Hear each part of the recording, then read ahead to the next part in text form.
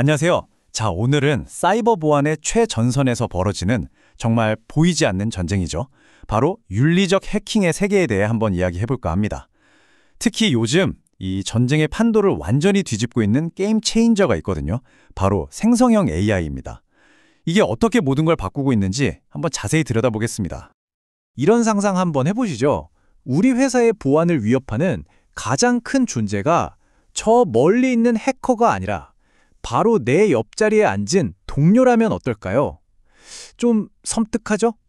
바로 이 질문에서 윤리적 해킹이 시작됩니다. 자, 그럼 이 현대판 강탈 이야기의 첫 장을 한번 열어볼까요?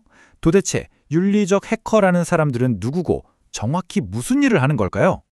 이들이 하는 게 바로 모의 해킹인데요. 말 그대로 합법적인 공격 훈련이라고 생각하시면 돼요. 일부러 나쁜 해커, 즉 공격자의 입장에서 우리 회사 시스템을 막 공격해보는 거죠. 왜냐고요? 진짜 공격을 받기 전에 어디가 약한지 미리 찾아서 보강하려고요. 일종의 사이버 예방주사 같은 개념입니다. 그럼 진짜 범죄자랑 뭐가 다르냐? 차이가 아주 명확하죠. 윤리적 해커는 허락을 받고 우리 집의 잠금 장치가 튼튼한지 점검해주는 보안 전문가라면 사이버 범죄자는 그냥 몰래 담을 넘는 도둑인 거죠. 목표부터 과정, 결과까지 모든 게 정반대라고 할 수 있습니다. 이 모의 해킹에도 몇 가지 종류가 있어요. 해커한테 내부 정보를 얼마나 주느냐에 따라 달라지는데요. 모든 정보를 다 주면 화이트박스, 사용자 계정처럼 일부만 주면 그레이박스, 그리고 아무 정보도 안 주고 알아서 뚫어보세요 하면 블랙박스라고 부릅니다.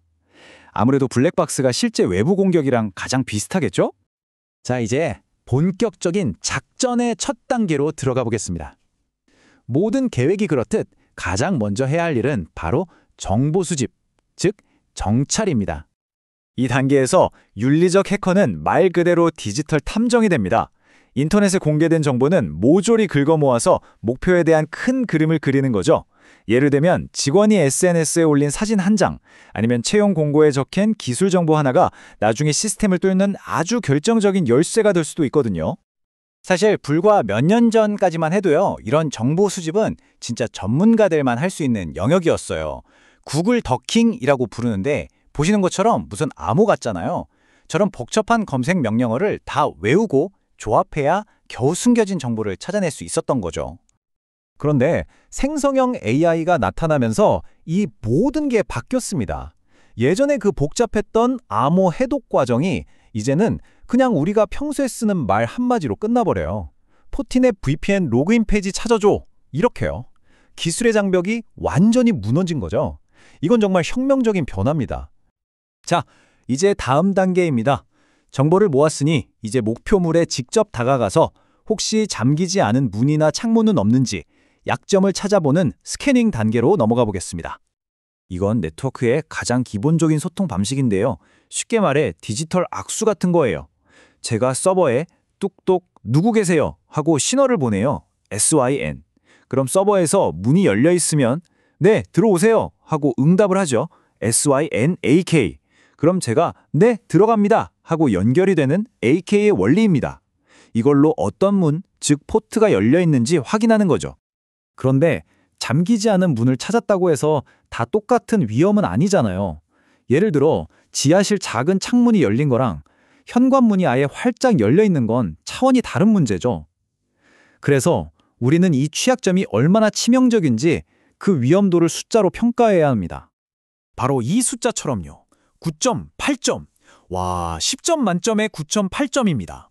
이게 국제 표준인 공통 취약점 평가 시스템, 즉 CVSS 기준으로 봤을 때 지금 당장 고치지 않으면 모든 게 무너질 수 있다 라고 외치는 최고 수준의 경고라고 보시면 됩니다. CVSS 점수는 보시는 것처럼 이렇게 심각도에 따라 나뉘는데요. 낮은 점수는 그냥 사소한 흠집 정도일 수 있지만 9점을 넘는 치명적 등급은 이건 뭐 시스템의 심장에 칼을 댈 수 있을 정도의 아주 심각한 약점이라는 뜻입니다. 자, 드디어 작전의 클라이맥스입니다.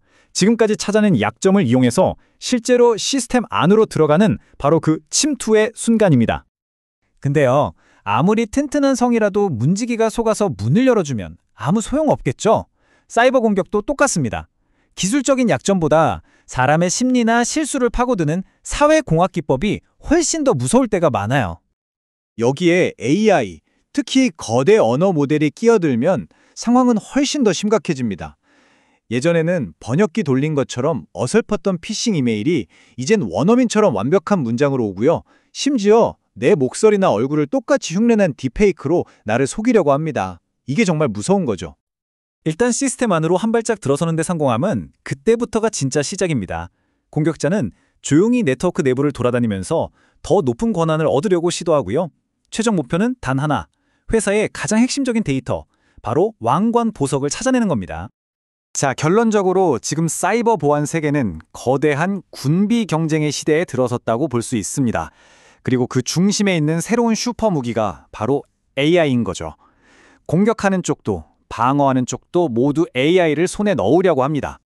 생성형 AI는 그야말로 양날의 검이에요. 공격자는 AI로 더 날카롭고 교묘한 창을 만들고 방어자는 AI로 더 빠르고 튼튼한 방패를 만듭니다. 창이 강해질수록 방패도 더 강해져야 하는 정말 끝없는 경쟁이 시작된 겁니다. 그런데 이 강력한 무기는 새로운 위험도 함께 가져왔습니다. 사람의 명령 없이 알아서 진화하고 퍼져나가는 멀웨어가 나타날 수 있고요. AI가 특정 종류의 시스템만 학습했다면 다른 시스템의 약점은 아예 못 보고 지나칠 수도 있죠. 그리고 가장 무서운 건 이제 초보 해커도 AI 덕분에 전문가 수준의 공격을 할 수 있게 됐다는 현실입니다. 그렇다면 이 상황에서 해답은 뭘까요? 역설적이게도 바로 사람입니다. AI라는 이 강력한 도구를 파괴가 아닌 보호를 위해, 공격이 아닌 방어를 위해 쓸 수 있는 전문가, 바로 그 윤리적 해커의 역할이 그 어느 때보다 중요해진 거죠. 결국 칼을 어떻게 쓰느냐는 그걸 쥔 사람에게 달렸으니까요. 마지막으로 여러분께 이 질문을 던지면서 마무리하고 싶습니다. 앞으로 AI가 계속해서 더 똑똑해진다면 우리의 디지털 방어벽은 더 튼튼해질까요? 아니면 결국 모든 방어벽이 무력해지는 날이 올까요? 우리 모두가 함께 고민해봐야 할 문제입니다.